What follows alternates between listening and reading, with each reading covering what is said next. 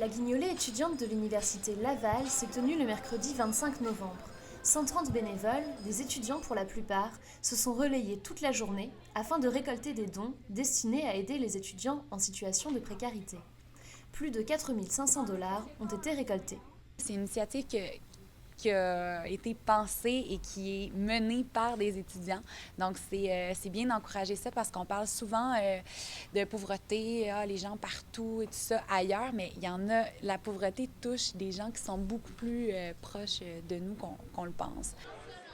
L'objectif de la guignolée, récolter de quoi alimenter la table du pain.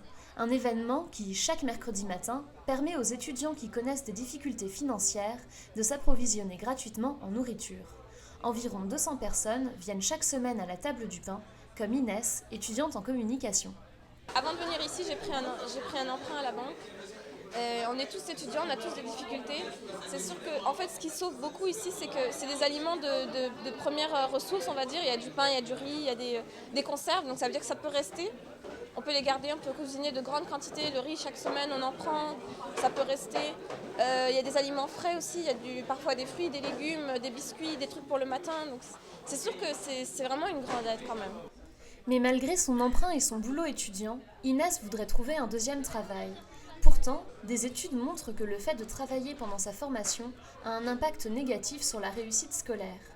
Pour Guy Fréchet, sociologue chargé de projets au Centre d'études sur la pauvreté et l'exclusion, les étudiants sont bien, pour la plupart, en situation de précarité économique, même s'il s'agit souvent d'une situation temporaire. En très grande majorité, oui, les étudiants sont en situation de faible revenu.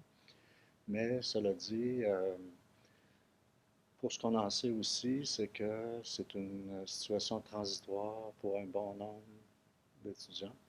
Donc, la façon que les économistes ont de statuer là-dessus, c'est de dire qu'ils investissent pour l'avenir.